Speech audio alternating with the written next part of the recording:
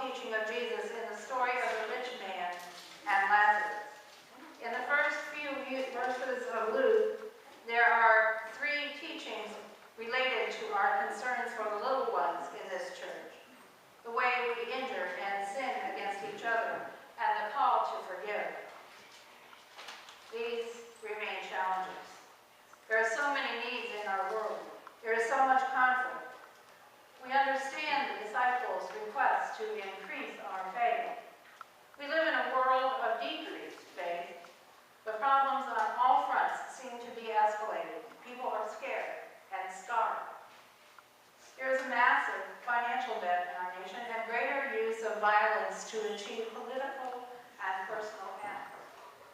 All of our systems, educational, economic, military, political, ecclesiastical, all of our systems are in some kind of crisis. We might be tempted to say with the disciples, increase our faith. What else would we say? Well, there might be other options. One is to borrow from the psalm that would have been read today, but we chose a candle. By the rivers of Babylon, there we sat down and we wept when we remembered Zion. One option is to remember the past, to long for yesterday. I hear a lot, things were better back then. Nostalgia is wonderful, but in truth, we do not always see the past accurately. There was a country song I remember as a child, and Karen can tell you I can sing them all because, not very well, but I can sing them all because I heard them all as a child. And it was in the good old days when times were bad. It was never easy in the past. And yet, we sometimes think, don't we, that we're living in some kind of Babylon. The people in exile knew that this world had come to an end. The old had passed away. And then, what were we left with? A new world. A new world that we are only beginning to discover. And so we often ask, what will family life be like in 20 years? What will the church look like in 20 years? What will my town look like in 20 years? If our eyes are open to the world around us, we have these options. We can ask for more faith, or we can return to the past, clinging to it. We can long for the world of the past, for the life of the way it used to be. We can give up and be confident that we are God's chosen people and just not worry about it. None of these choices are adequate. We have to look at this third option again. Are we going to live in this world, and how are we going to do it? This is our world. This is a world where 6.3 million children have died since the beginning of 2018, many of them from preventable diseases. There are 3.4 billion people who have not been reached by the gospel. More Christians were persecuted in the 20th century than in any prior. More people died violent deaths in the 20th century than in any century prior to the last one. Increase our faith, the disciples ask. He responds, if you had just a little faith, just a little, you would do amazing things. If you had the faith the size of a mustard seed. The conditional clause can be translated, if you had just the faith the size of a mustard seed, and you do have faith. Mother Teresa said, our calling is not to do great things, but to do small things with great love. The scripture might be saying something similar to us. We do not need more faith. We need to use the faith we have. Today is World Communion Sunday. On World Communion Sunday, we reflect on the faith that we have.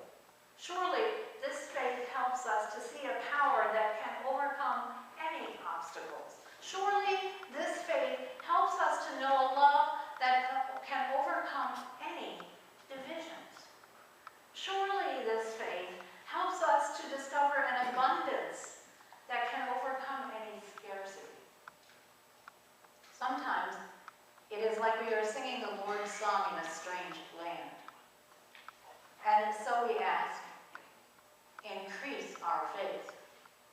And Jesus says gently, confidently, you already have enough faith. Put it into practice.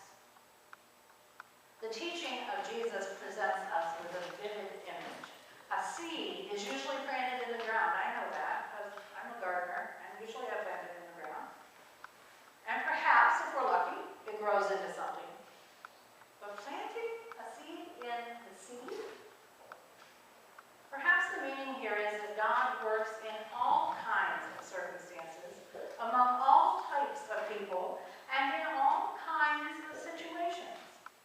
God works even in the midst of people like you and me.